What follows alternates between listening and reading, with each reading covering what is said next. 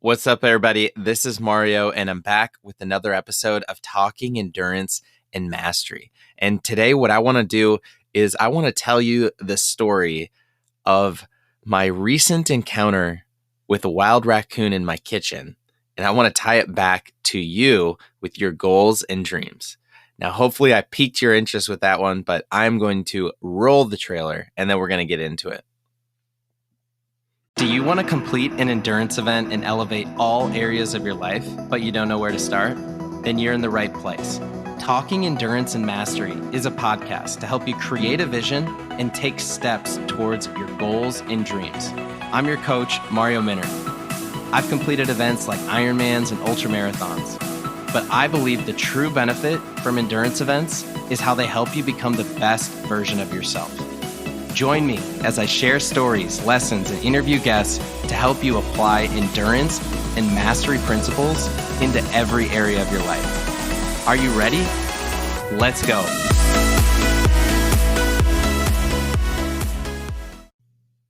All right, welcome back.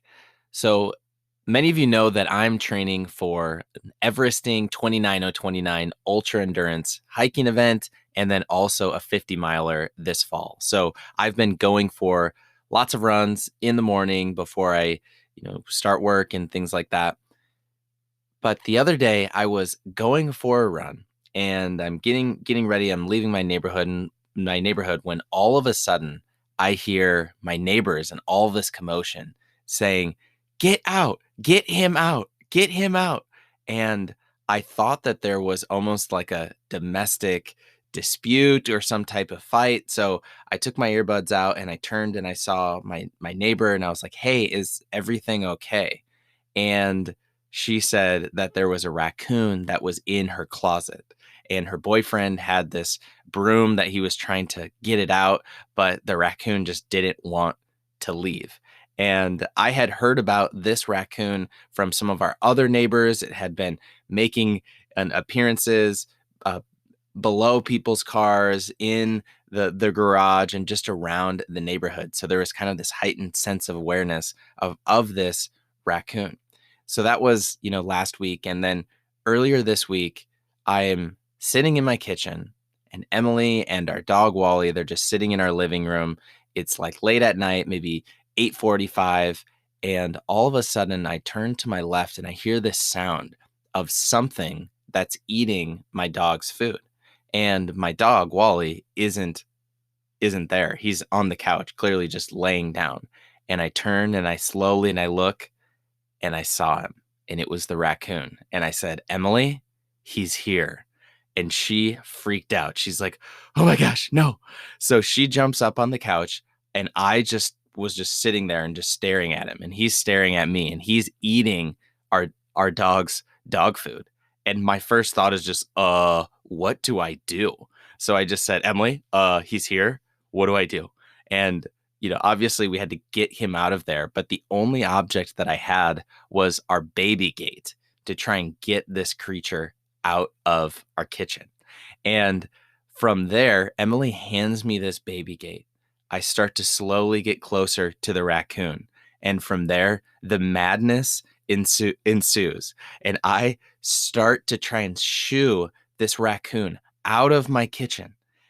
But the garage door that the door from the kitchen to the garage was only slightly opened. So as I'm shooing this raccoon out, he starts to scurry and run around my kitchen. And I'm freaking out. Emily starts screaming. She's getting this whole thing on video. And all I could say is, "He's trapped. He's trapped." And he starts darting around my kitchen, goes into my bathroom, and I start freaking out, but laughing at the same time. And all of a sudden he starts going into my bathroom. And for some reason, I say, "No, don't do that." Like I'm almost talking to a dog or to a child, just because I was just so caught up in this moment. And then luckily I was able to slide over, open the garage door, get it to shoo his way out and get him out of the house. But it caused this massive stir, and it was dark. It was late at night. It was a surprise. And I kind of freaked out, and Emily freaked out. She was screaming, also like kind of doing like this scream cry thing. And it was just this crazy encounter that we luckily got on video, like I said. And if you want to see this video, go to either my personal Facebook or my Instagram, just Mario Minert, and check it out, because people have been blowing up the comments. And one of my friends even said that I should submit it to America's Funniest Home Videos, just because it is such a ridiculous encounter. But the funny thing is, earlier that day, we knew that this raccoon was, kind of in the neighborhood. And so Emily's dad, he has trapped many raccoons and just wildlife, because they live in a state park and there's tons of creatures. And so he came over and laid a trap. And so after this crazy encounter where I'm freaking out with this raccoon in my kitchen, the next morning I'm going for my run, and I decided, hey, maybe I'll just check the trap. Maybe we got him. And of course, there he was. But this was at maybe 6:30 or 7 a.m. and he was in this little cage. And when I saw him in the light, I thought, hey, he's kind of cute. Like he's just a little guy. And it was just such a different reaction that I had when it was dark. He was surprised me and he was in my kitchen, versus seeing him the next morning in this kind of cage in the light. And as I was thinking about this, we shared the video with lots of my coworkers and family and friends, and everybody just dies hysterically at this. But I was also thinking about this specific story because several months ago, I think it was in April, I did a podcast that was titled "Monsters Fade in the Light," and just my reaction from seeing this raccoon at night in the dark, and then seeing the same raccoon, the exact same thing, the next morning in the light, there were two completely different reactions. One was fear, scared, kind of craziness, ridiculousness. And the other one was, oh, it was almost like empathy, calm, clarity. And like I said, I thought that he was kind of cute. And to tie it back to you, I think a lot of like this exact same reaction is how people react when they take on a big, scary endurance event or a big, audacious goal. When when you start to think about taking something really big on, like a big endurance event, or starting a new project at work, or leading a new project at work, or starting a podcast, writing a book, starting your photography business, whatever it is for you, at first, it's kind of something that's a little scary when it's in the dark.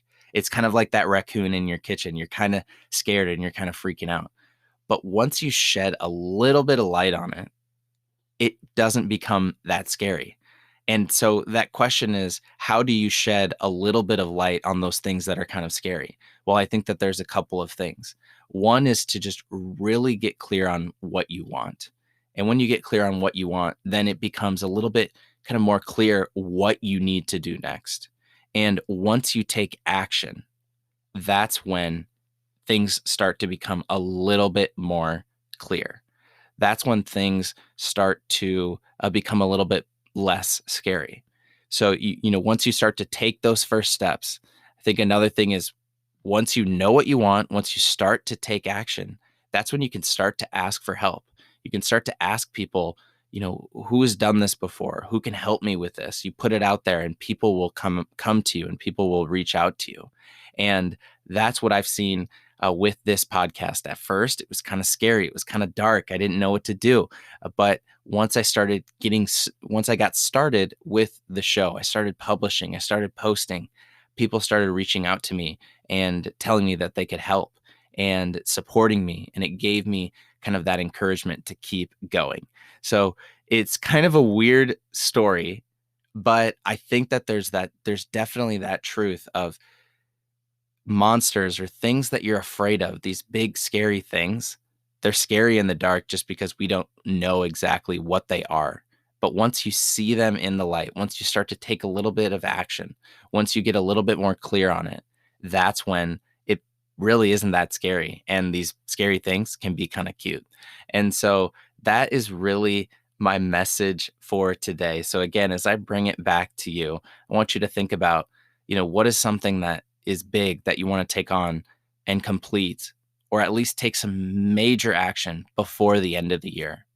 And how can you shed some light on it to make it a little less scary? How can you take that first step? How can you continue to keep going to make that big scary thing a little less scary and a little more cute? So that is my message for today. And like I said, it's one thing to kind of hear this story with words. It's another thing to actually see the video. So go and check it out on my personal Facebook, just Mario Minards, or Instagram is just at Mario Min. So that is my message for today. If you found any sort of value in it, please consider leaving a 5-star review. That would mean so much to me. And until next time, I'll talk to y'all later.